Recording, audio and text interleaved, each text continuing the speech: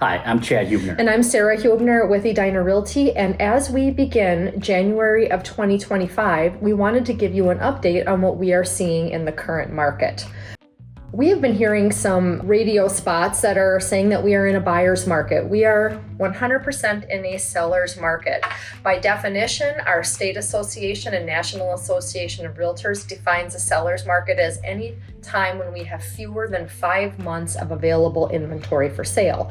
What that means is if you were to take the existing inventory without adding any new inventory to the market, just using the existing inventory, if it were to take 5 months to sell that inventory, that's a balanced market. We are far below that with fewer than a month's worth of inventory in our local area. So we are very much in a seller's market. That said, with the rate environment, it is functioning more as a traditional balanced market. And I think it really is too early as we were here in early to mid-January 2025.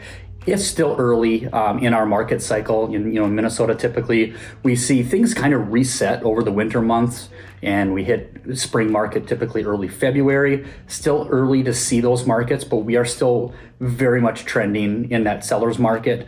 We're seeing a lot of early buyer activity for December 24, moving into January. Yes. The buyer activity, it's a busier December that we've seen in many years. And I think one of the things that is changing that is that the buyers entering the market now don't know what that 3% interest rate market environment was like.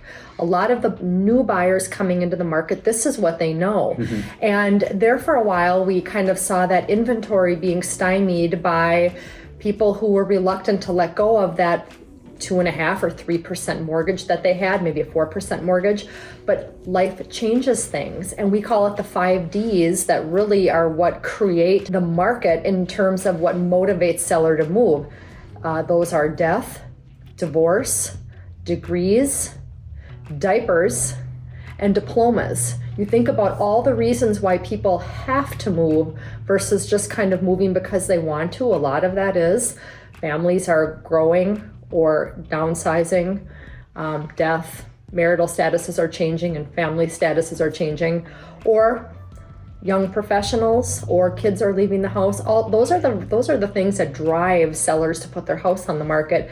And oftentimes life makes that happen, regardless of what the interest rate is. So yeah, and absolutely. And I one thing we want to kind of touch on too, it's as we say that these new buyers don't know lower interest rates. That's not a negative thing. No, this is our new normal. The 6 to 8% interest rates. The market's going to have to get comfortable with that, because I think that's where we're going to be fairly stable in that range for the foreseeable future. And we are on 3 years already. Nearly 3 years with that rate, the rates having come up from that very low bottom that we saw them at for so long. May of 2022 is when we really started seeing the rates start to rise. And so we've been in this environment for almost 3 years already. And so that is really a timeline when things start to normalize within market conditions. Yeah. That's where we're at right now. As and as Chad mentioned, that we are working with a number of buyers right now that are waiting for inventory to come on the market, which is again indicative of the seller's market. Yeah. So if we can answer any questions for you on this early pre-spring market, let us know. If you have any ideas for any future video topics, don't hesitate to reach out. Thanks so much for watching. Have a great day.